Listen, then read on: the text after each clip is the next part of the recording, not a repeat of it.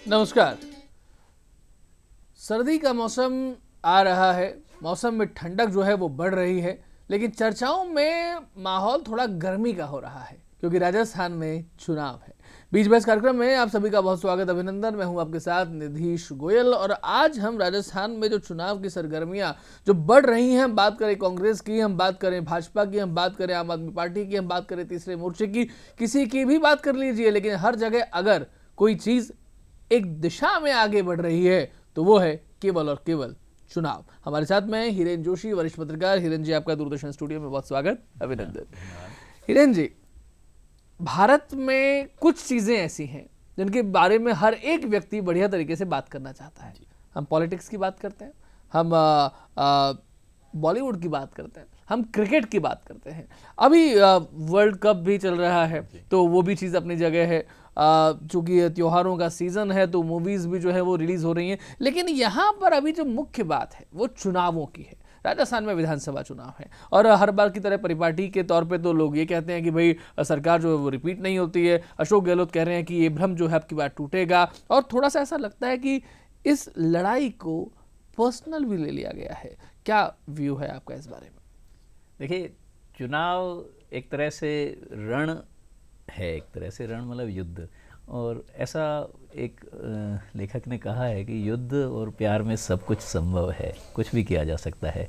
तो जो वाग बाण हैं, जिसमें कोई पर्सनल लेता है, कोई कुछ कहता है, कोई कहता है रिवाज इस बार बदलेगा, कोई कहता है कि रिवाज नहीं बदलेगा, और इसके अलावा आरोप प्रत्यारोप, ये सारी राजस्थान वैसे बहुत कम नदी हैं राजस्थान में, मौसमी नदियाँ भी हैं और बारहमासी नदी तो मात्र एक है। लेकिन इस सब के बीच इस समय राजनीतिक नदी में जो पानी है वो उफान पर है और उसमें बयान तड़के का काम कर रहे हैं, और किनारे पर जो पानी है इसको जनता देख रही है। किसका पानी उतरेगा और किसका चढ़ेगा, ठीक करीब 1 महीने से भी कम समय में ये पता चल जाएगा, और 3 दिसंबर को तो नतीजे आएंगे। और वैसे जोर आजमाइश बहुत से राजनीतिक दल कर रहे हैं, लेकिन मुख्य रूप से भारतीय जनता पार्टी और भारतीय राष्ट्रीय कांग्रेस के बीच मुकाबला यहाँ नज़र आ रहा है। राजस्थान में कांग्रेस की सरकार है, मुख्यमंत्री अशोक गहलोत किसी भी सूरत में सत्ता नहीं जाने देना चाहते हैं, और भारतीय जनता पार्टी निसंदेह है यहाँ आने के लिए कदम ताल कर ही रही है, जिसको मित्रकाल कहते हैं वो चल रहा है। दोनों आपस में रस्साकसी चल रही है, लेकिन इस रस्साकसी में दोनों खींचने वालों की बजाय जो निर्णायक है, रेफरी है, उसी की भूमिका महत्वपूर्ण है, और वही रस्से को असली जिस तरफ वो जाएगा उस तरफ विजय होगी। जी हिरन जी, जब मतदाता परिष्कार की बात करते हैं कि भाई मतदाता अपने मत की भूमिका को ठीक तरीके से समझे, और अगर हम पिछले कुछ दशकों की बात करें तो चुनाव का जो एक वोटिंग परसेंटेज है वो भी बढ़ रहा है, और इस बार तो चुनाव आयोग ने समय भी बढ़ा दिया है, तो वो समय भी बढ़ गया है, 1 घंटा भर से ज़्यादा समय बढ़ गया है, तो उसको भी प्रभावित करेगा। अभी जो एक चीज़ें आई जो लोग देख रहे हैं कि भाई वैभव गहलोत की हम बात करें, गजेंद्र सिंह शेखावत की बात करें, गोविंद सिंह डोटासरा की बात करें, तो एजेंसीज का भी खेल इस समय थोड़ा सा देखने को मिल रहा है। तो क्या मतदाता के मन में ये सब चीजें प्रभाव डालेंगी या फिर ये चुनाव का समय आने तक गायब हो जाएंगी? 2 बातें हैं। पहला, चुनाव आयोग के संदर्भ में जो आपने कहा, वास्तव में हिंदुस्तान इस समय जिस दौर में है वहाँ जो तकनीक को लेके और कार्य संस्कृति को लेकर जो नवाचार हो रहे हैं उन्हें संदर्भ चुनाव आयोग में भी नज़र आ रहे हैं। आप देखेंगे, मैं अभी गुजरात चुनाव मुझे पिछले में जाने का अवसर मिला था, तो वहाँ जो बुजुर्ग मतदाताओं के घर पर चुनाव आयोग की टीमों का जाना, ठीक ऐसे ही राजस्थान में प्रयोग, अधिकतम वोटिंग कैसे हो और मतदाता को कम से कम असुविधा कैसे हो ताकि वो वोट देने के लिए प्रेरित हो। तो ये नवाचार तो वाकई में मतलब सभी इसका स्वागत भी करेंगे, और किसी के मन में भी वोट देने के प्रति जो थोड़ी सी भी कहीं कसर रह गई होगी उसको चुनाव आयोग पूरा कराए, यही उसका काम है, एक बहुत महत्वपूर्ण। दूसरा, अभी आपने कहा कि चुनाव चल रहे हैं और एजेंसियों की भी बात करी, राजस्थान में कुछ छापे। अब देखो, ये बात देखने में भी स्पष्ट नज़र आ रही है कि चुनाव भी चल रहे हैं और एजेंसियां भी चल रही हैं, लेकिन एजेंसियां, मान लो जो प्रवर्तन निदेशालय है उसने जो छापा मारा, या उन्होंने किसी को नोटिस दिया, या आयकर विभाग, सीबीआई का तो इतना नहीं है, आयकर विभाग भी है, लेकिन ये सब चीज़ें चूँकि चर्चा में तो आएंगी, क्योंकि संस्कृत में एक श्लोक प्राय सभी कहते हैं कि यत्र यत्र धूम तत्र तत्र वहनी, जहाँ जहाँ धुआं है वहाँ वहाँ आग लगेगी। अब इसको हम दोनों तरह से देख सकते हैं कि ये चुनावी धुआं इसलिए एजेंसियों की कदम ताल की आग लग रही है, या जहाँ छापे पड़ रहे हैं वहाँ कोई धुआं था इसीलिए अग्नि नजर आ रही है। तो निश्चित रूप से एजेंसियों को अपना धर्म निभा ही रही होंगी, और जहाँ भी गलत कोई कर नहीं सकता, क्योंकि हर चीज़ पटल पे होती है। और टाइमिंग को लेकर चूंकि एक चर्चा रहती भी है, और कांग्रेस तो बाकायदा, चूंकि यहाँ जिस दिन छापे पड़े उस दिन प्रवर्तन निदेशालय के खिलाफ प्रदर्शन भी किए गए, तो ये सवाल कांग्रेस की तरफ से भी उठते हैं, और सामान्यतः जनता इस बारे में कुछ राय बनाती है। अगर चूंकि राजस्थान में पेपर लीक प्रकरण को लेकर जो विषय चले थे, और शायद कुछ चीज़ें उसी के इर्द गिर्द घूम रही हैं, स्पष्ट रूप से कुछ नहीं कहा गया है, तो अभी लेट्स सी, जनता देख रही है कि हो क्या रहा है, वाकई में कुछ आरोपी पकड़े जाएंगे, या हो सकता है चुनावी नूरा कुश्ती हो। अच्छा हिरेन जी, ये वैसे भी जनता सब देख रही है, जनता ने पिछले 5 वर्षों में क्या क्या हुआ, कौन किस रिजॉर्ट में गया, कब गया, कितने दिन गया, कितने लोग सरकार बचाने में लगे, सब कुछ पूरा जनता देख रही है। तो उसको एक दो चीज़ों से फर्क नहीं पड़ता है, वो अपना मन भी बनाती है और उसके अनुसार काम भी करते हैं। जनता बहुत समझदार होती है। यहाँ पर अगर हम इसको इस तरीके से भी देखें कि इधर अशोक गहलोत है, सचिन पायलट है, और उप मुख्यमंत्री थे, कांग्रेस के अध्यक्ष भी रहे थे, उनकी बड़ा ये भी कहा गया कि गुर्जर समाज ने एक साथ बिल्कुल पूरा होकर के वोट दिया था, क्योंकि उनको लग रहा था कि हमारा जो मुख्यमंत्री अब बनने वाला है। अभी भी क्या आप देख रहे हैं कि एक समुदाय का, उसकी अगर गुर्जर समुदाय की हम बात करें, तो क्या अभी भी उसके मन में ये चीज़ है, या फिर एक छटपटाहट है? आप देखते हैं, आप धरातल पे उतरते हैं आप, जो मतलब अभी चूंकि स्मृति जनता की, तो आपने जैसे अभी मेरी भी स्मृति सजग की कि ये जो 5 साल थे, इस दौरान चंबल में बहुत पानी बहा है, और इन 5 सालों के दौरान रिसोर्ट की राजनीति भी हुई, कई चीज़ें हुई। और जैसे आप सचिन पायलट जो हैं, उनकी चूंकि एक युवा नेता हैं, उप मुख्यमंत्री हैं, प्रदेश कांग्रेस अध्यक्ष हैं, पिछले चुनावी कैंपेन में कांग्रेस के अशोक गहलोत के साथ उनकी भी भूमिका बहुत महत्वपूर्ण रही थी। उसके बाद जो चीज़ें आई हैं, उन चीज़ों पे लोगों की नज़र है। और चूंकि पायलट कभी भी अपने को एक जाति का नेता ना तो कहते हैं, ना उनके घोर समर्थक कहते हैं, लेकिन ये जरूर है कि राजस्थान हो या हिंदुस्तान पूरा हो, या कुछ सोशल इंजीनियरिंग से जुड़े हुए सेंटिमेंट होते हैं, जिनको लाभ तो हर कोई लेना चाहता है, लेकिन उनके नुकसान में कोई नहीं पड़ना चाहता है। और ये निश्चित रूप से उनको लेकर बहुत बड़ी आशाएं कई वर्गों में भी थी, और चूंकि गुर्जर समुदाय में भी विशेष रूप से थी। और अब चूंकि पुनः अगर आप किसी को फॉलो करते हैं, मान लो अब सचिन पायलट को यदि गुर्जर फॉलो करते होंगे, या और कोई सभी एक दूसरे मतलब बड़े लोगों को कोई फॉलो करता है, तो आप जिसको फॉलो करते हो उनका स्टैंड ही आपके लिए महत्वपूर्ण होता है। अगर पायलट अभी कांग्रेस के साथ खड़े हैं, तो हो सकता है अगर वास्तव में कोई ऐसे ही फॉलो करने वाले होंगे तो वो इस समय इनके साथ होंगे, लेकिन चूंकि घमासान तो बाद में दिखाई देगा, जो चीज़ें नज़र आ रही हैं उसमें। ठीक है, यहाँ पर थोड़ी एक की नृप की बात करते हैं, राजा की बात करते हैं। राजा तो ब्लैक स्क्रीन वाला नहीं होता है, उसका चेहरा दिखता है, उसका नाम दिखता है, उसका कृतित्व दिखता है, उसका चरित्र दिखता है, ये सब चीज़ें नजर आती हैं। अभी अगर हम केंद्र स्तर की बात करें तो भाजपा के पास में नरेंद्र मोदी के रूप में एक बड़ा करिश्माई नेतृत्व है, लेकिन राजस्थान में बात करें तो अब कोई, जैसे पिछली बार था कि भाई वसुंधरा जी जो यहाँ भाजपा की नेता थी, नेत्री थी, और 2 बार मुख्यमंत्री नहीं करी, तो अभी इस बार क्या एक व्यक्ति के मन में नहीं आएगा कि आपके पास में बहुत सारे नेता होंगे, बहुत सारे चेहरे होंगे, लेकिन कोई एक चेहरा नहीं है, इसका मतलब आपके अंदर भी एक कसमसाहट है? कह सकते हैं। पहले तो नृप वाली बात, चूँकि आप बहुत ही और वरिष्ठ हैं, और आपने कहा है तो कुछ सोच समझ के कहा होगा। बिल्कुल, ये नृप जो है उसके मन में क्या है, तो राजस्थान, अगर हम नृप का अगर पर्यायवाची देखें तो नृप मतलब राजा, और हम जिस राज्य में बैठे हुए हैं, जहाँ की राजनीति की चर्चा कर रहे हैं, उसका नाम ही राजस्थान है, राजाओं का स्थान। तो नृप यहाँ जनता है, लोकतंत्र में निश्चित रूप से इस जनता के मन में क्या है। देखिए, पार्टियों की राजनीति अगर हम देखें तो पिछले 30 साल से, नीतीश जी, पिछले 30 साल से राजस्थान में मात्र 3 ही लोग मुख्यमंत्री बने हैं। ठीक बात। भैरव सिंह शेखावत जी, और अशोक गहलोत जी, और वसुंधरा राजे जी, 3 ही लोग बने हैं। तो पार्टियों में भी इन चीज़ों को लेकर युवा नेतृत्व भी आता है, एक के बाद दूसरे का स्थान भी, नंबर भी आता है। इन चीज़ों को लेकर कई, ये बहस बहुत बड़ी बहस है, लेकिन कोई भी जब ऐसा देखा गया है लंबे समय बाद, कुछ ऐसे भी होते हैं कि जो तुरंत पद छोड़ देते हैं, कई बार इस चीज़ में बहुत रस्साकसी होती है, लेकिन जनता देखती है, जनता को जहाँ भी योग्य नेतृत्व नज़र आता है वहाँ जनता के मन के अनुसार पार्टियों को भी चलना पड़ता है, और निश्चित रूप से जो सत्ता में रहते हैं उनको भी अपना उत्तराधिकारी, या तय तो उत्तराधिकारी पार्टी और जनता करती है, लेकिन समय आने पर पद और कद दोनों घटते बढ़ते रहते हैं। मारवाड़, वागड़, हाड़ौती, मेवाड़, ब्रज क्षेत्र, ये बहुत सारे अंचल हैं राजस्थान में, और सब अपना अपना एक वजूद रखते हैं हर तरीके से। तो अगर वहाँ की पर्टिकुलर अगर देखें कि क्योंकि सबकी राजनीति भी अलग अलग होती है, जहाँ राजस्थान में तो कहती हैं कि बोलियां बस कुछ ही समय में कुछ ही क्षेत्र में बदल जाती हैं, तो ऐसे में अगर हम पर्टिकुलर इन सब जगहों की बात करें तो उसको आप राजनीति के परिप्रेक्ष्य में कैसा देखते हैं? बिल्कुल, आपने वाकई में राजस्थान, बाहर से जो राजस्थान को देख रहे हैं वो तो राजस्थान को एक स्टेट के रूप में पूरा हिंदुस्तान का क्षेत्रफल के लिहाज से सबसे बड़ा राज्य है, लेकिन जब हम राजस्थान में देखते हैं तो जैसे आपने बहुत बुद्धिमत्तापूर्ण और राजस्थान की बात है वही की, और हम यहाँ कहते भी है कि यहाँ कोस कोस पे बदले पानी, चार कोस पे वाणी, यहाँ बहुत ज़्यादा, यहाँ मतलब विविधता बहुत है, पूरे भारत में विविधता है, लेकिन राजस्थान की विविधता, यहाँ अलग अलग अंचल, अगर अपन पूर्वांचल से देखेंगे तो आप देखेंगे मत्स्य अंचल है, मेवाड़ है, ब्रज का कुछ हिस्सा जुड़ा हुआ है, इधर शेखावटी, फिर मारवाड़ का हिस्सा, फिर मेवाड़, वागड़,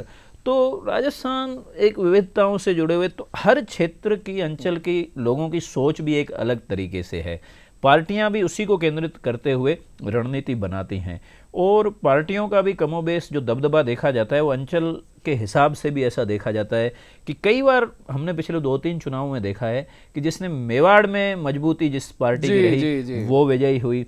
शेखावटी और पूर्वांचल भी अपने आप में निर्णायक रहते हैं, जैसे पिछला चुनाव आप देखेंगे तो शेखावटी और पूर्वांचल, मतलब ये अलवर, भरतपुर, धौलपुर, सवाई माधोपुर, करौली, दौसा, अब इन सीटों पे दोनों जगह देखेंगे तो बीजेपी को बहुत भारी घाटा हुआ और कांग्रेस सरकार में आ गई 2 जगह, लेकिन मेवाड़ निर्णायक रहता है। राजस्थान में मेवाड़ को लेके दोनों पार्टियां विशेष रणनीति बनाती हैं, शेखावटी को ले भी ऐसे, मारवाड़ को लेके भी ऐसे, और अभी अगर हम देखेंगे दोनों पार्टियों के कैंपेन देखेंगे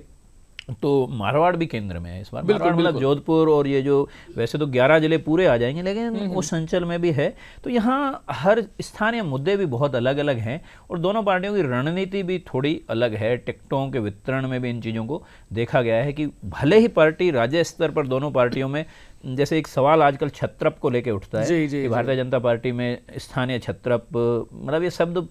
आया है राजनीतिक विमर्श में, तो यहाँ स्थानीय नेतृत्व की बजाय केंद्र से तय हो रहा है। कांग्रेस में भी चूंकि टिकटों के लिए आज भी अगर अपन देखेंगे तो 105 सीटों पे दिल्ली से है, लेकिन अब वैसे छत्रप आपको पूरे प्रदेश में दिखे ना दिखे, लेकिन अंचलों में आप छत्रपों की अनदेखी नहीं कर सकते। आप राजस्थान में बैठ के आपको टिकट बांटना है तो दोनों ही पार्टियों को पता है कि हमें मारवाड़ में बांटना है तो हमें इन चीज़ों का ध्यान रखना है। अगर छत्रप व्यक्ति नहीं है तो छत्रप जाति तो है,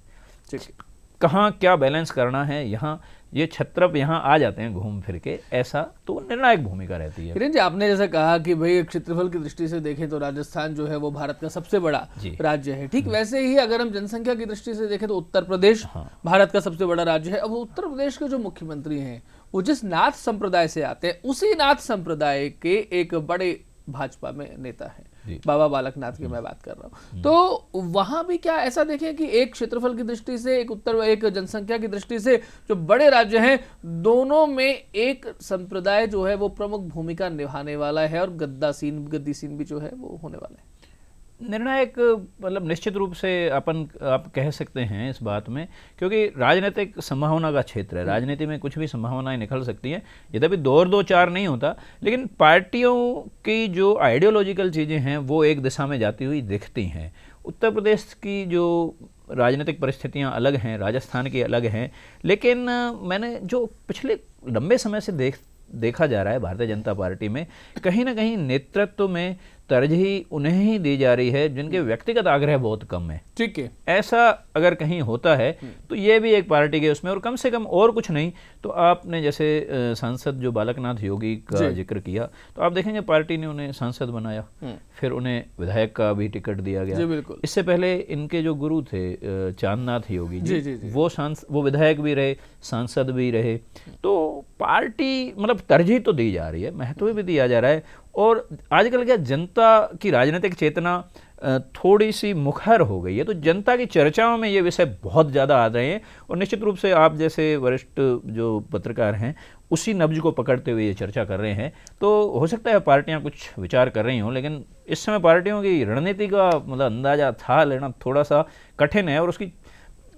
चर्चा करना बहुत कठिन है। आपने हिरेन भाई जब क्षत्रप की बात की कि जो व्यक्ति है उसका व्यक्तित्व कैसा है, उसका एक पुट जो है वो उसके अंचल में दिखाई देता है। अभी कई सांसदों का टिकट काट करके, मतलब सांसद उनको एमएलए का टिकट दिया गया, तो इसका मतलब उनकी सांसदी तो गई, अब उन्हें एक उनकी ही सांसदीय क्षेत्र में से एक विधानसभा क्षेत्र का उनको टिकट दिया गया। तो पार्टी क्या ये नहीं बताना चाह रही है कि भाई पार्टी ही बड़ी है, आप जितने बड़े हैं आप पार्टी के कारण से हैं? निश्चित रूप से ये तो आप बिल्कुल सही बात कह रहे हो और भारतीय जनता पार्टी ने ये प्रयोग किया है और चूंकि सांसद ही भारतीय जनता पार्टी के, अगर मध्य प्रदेश में देखें तो कांग्रेस के एक हैं, राजस्थान में अगर आरएलपी को अभी हटा देते तो सारे ही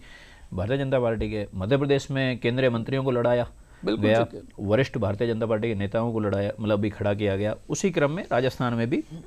अभी तक की जो भारतीय जनता पार्टी की सूची आई है उसमें सांसदों को लड़ाया गया। और आपने जो बात कही है इसे पार्टी के मंच से तो नहीं कहा जा रहा, लेकिन ये अपने आप में एक संकेत है कि किसी भी व्यक्ति को इस स्वयं का बोध करवाया जा रहा है कि आप चूंकि लोकसभा में जीते हैं तो विधानसभा में भी जीते। और ये भी है पार्टी की रणनीति का हिस्सा हो सकता है, क्योंकि अभी जहां भी टिकट दिए गए हैं सांसदों को उनमें अगर एक हम राजस्थान में जयपुर में दिया कुमारी जो हैं उनको देखें तो उनकी विद्याधर नगर सीट मतलब कुछ भी आसान नहीं है, लेकिन अपेक्षाकृत आसान देखी जा रही है। लेकिन बाकी अधिकांश जगह पे देख रहे हैं तो सांसदों के मुकाबले बहुत मतलब ऐसा नहीं है कि सांसदों को सीट परोस के दी गई है। तो हो सकता है कि पार्टी उन सांसदों की योग्यता और उनकी जनता में पकड़ है उसका सदुपयोग करना चाह रही है और पार्टी ने उन्हें आजमा भी रही है, क्योंकि ये लिटमस टेस्ट भी है, क्योंकि आसन्न लोकसभा चुनाव है और ये सामान्य जनता की जो राजनीतिक चेतना है उसमें हम अंदाजा लगा सकते हैं पत्रकार के नाते भी। अगर सांसद कोई चुनाव अपना विधानसभा क्षेत्र का हार जाएगा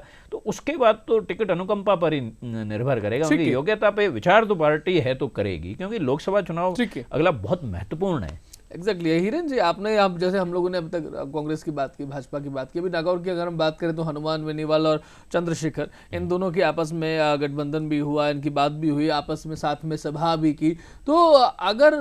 बहुत सारी ऐसी सीटें हैं जहां पर 1,000 वोट से जो है वो चुनाव जीता गया है, चुनाव हारा गया है, तो ऐसे में अगर आपने दिया कुमारी जी की बात की, वहां पर आम आदमी पार्टी से संजय बयानी भी वो भी चुनाव लड़ने के लिए जा रहे हैं, तो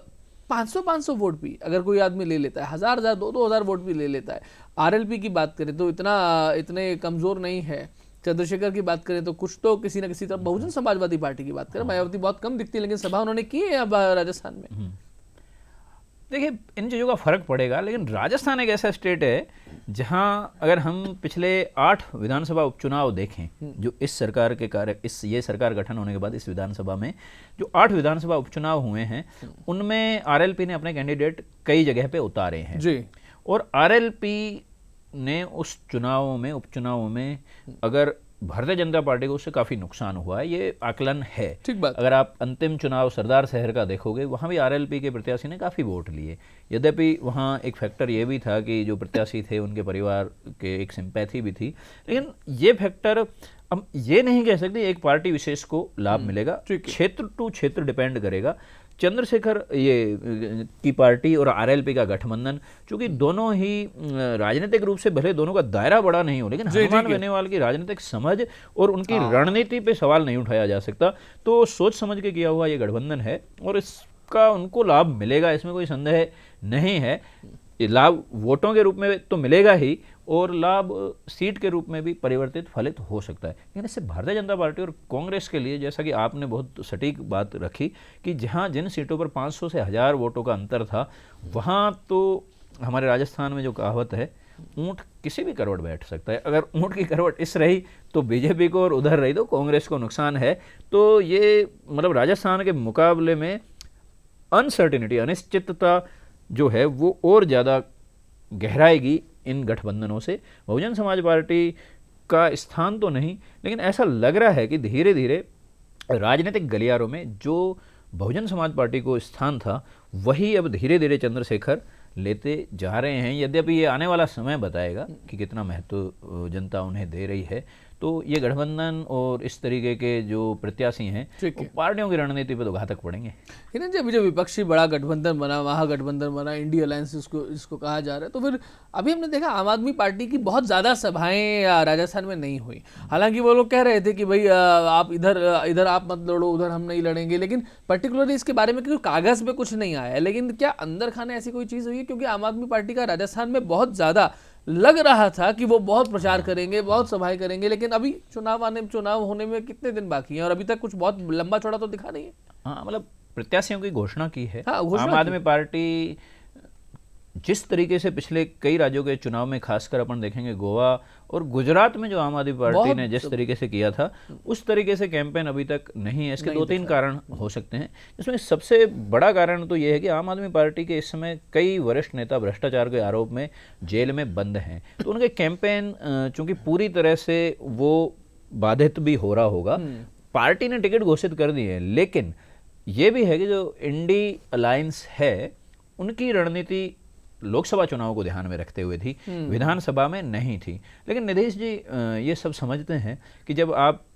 पार्टियां नुकसान तो पहुंचाएंगी, ये इंडिया अलायंस के जो दल विधानसभा चुनाव को में खड़े हो रहे हैं एक दूसरे को, कांग्रेस को इससे नुकसान भी होगा, लेकिन जो घातक और जो आक्रामक कैंपेनिंग और जो टिकट वितरण में जो होना चाहिए था वो ऐसा दिखा नहीं है अभी तक। तो आप जिस दिशा में बात कर रहे हैं वो ठीक है कि ऐसा बहुत ज़्यादा ऐसा प्रभाव नहीं है। तो हो सकता है एक सोची समझी रणनीति के तहत भी हो, और या जो अभी जो परिस्थितियां उपजी हैं, जैसे मनोज सिसोदिया की जमानत वाला इशू भी सुप्रीम कोर्ट में हुआ, इनसे भी आम आदमी पार्टी का कैंपेन तो राजस्थान में प्रभावित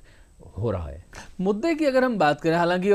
जब कहा जाता है कि भारत में जो कोई भी चुनाव होता है तो चुनाव लहर पर चलता है, मुद्दे वगैरह सब आते जाते रहते हैं, लेकिन अगर हम बात करें राजस्थान की तो भाई अब विज्ञापन तो इस तरीके की भी आते हैं कि अगर आपको 500 रुपये में सिलेंडर पाना है तो अमुक को लाना है, अगर आपको बिजली पानी लानी है, रोजगार लाना है तो अमुक को लाना है। कन्हैया लाल का मुद्दा हुआ, जयपुर बम ब्लास्ट के आरोपियों जो है उनका बरी हो जाने वाला कि उनकी सज़ा जो है वो नहीं रह पाई, उसका मुद्दा हुआ, सालासर बालाजी का मुद्दा हुआ, करौली का मुद्दा हुआ। ये बहुत सारे मुद्दे ऐसे हुए। इनके अलावा पेपर लीक तो आपने कहा ही कहा, तो कौन से मुद्दे ऐसे हैं जो अभी भी जनता की नज़र में, जनता की स्मृतियों में हैं और उनका असर पड़ेगा? देखिए, जनता की स्मृतियों में अगर मुद्दे हम कहें तो राजस्थान में इस दौरान आपने शायद कोई एक भी ऐसा मुद्दा नहीं छोड़ा है जो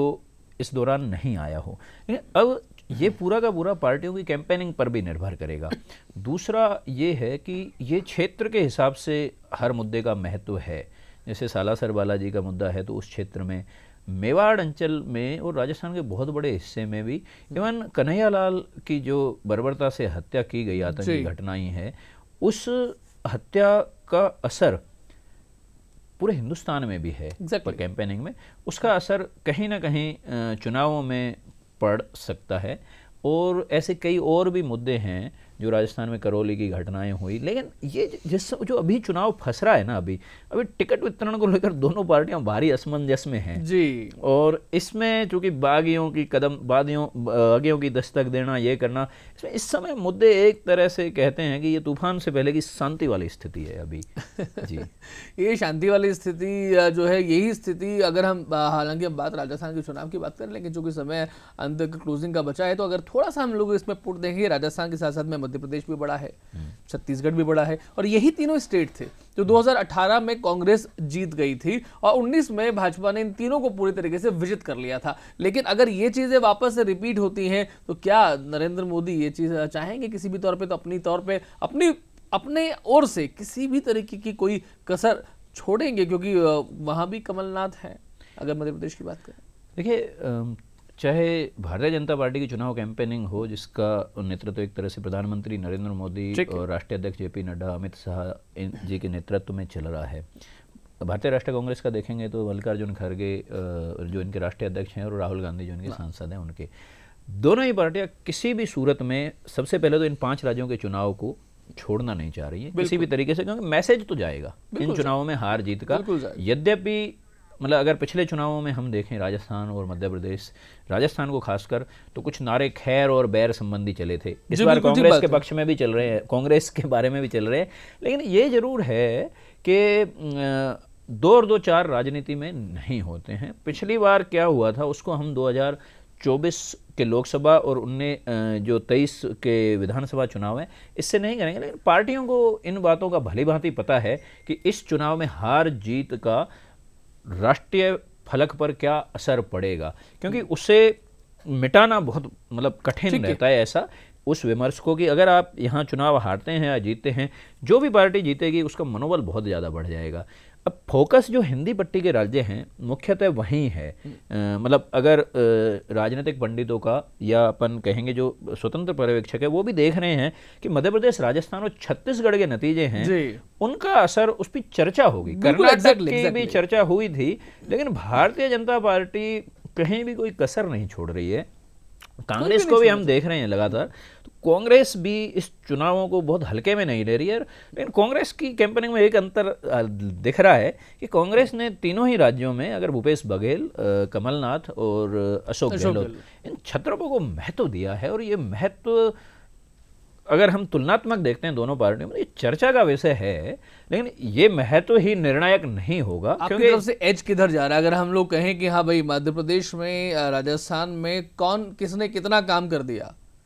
फाइनली मतलब किसने कितना काम कर लिया और किसने कितनी थोड़ी सी अपने आप को एज जो है वो दे दी है चुनावों में, कह नहीं सकते। ये इसीलिए नहीं कह सकते कि ये हमें मतलब ये तो जनता के ही हाथ में जा सकती है। ये हिरेन और नीतीश जी इसलिए तय नहीं कर सकते, ये लोकतंत्र का अतिक्रमण हो जाएगा। लेकिन जो लग रहा है उसमें किसी भी पार्टी ने जहां सत्ता है, मान लो राजस्थान में कांग्रेस की सरकार है, मध्य प्रदेश में भारतीय जनता पार्टी की सरकार है और छत्तीसगढ़ में कांग्रेस की सरकार है, तीनों ने योजनाओं में, घोषणाओं में चुनाव से पहले कोई कसर हर जो है व्यक्ति अपनी गारंटी दे रहा है। चाहे हम नरेंद्र मोदी जी की बात करें, चाहे अशोक गहलोत की बात करें, मध्य प्रदेश में शिवराज सिंह चौहान की, छत्तीसगढ़ में भूपेश बघेल की बात करें, सब लोग अपनी अपनी गारंटी दे रहे हैं, लेकिन सबकी गारंटी जनता के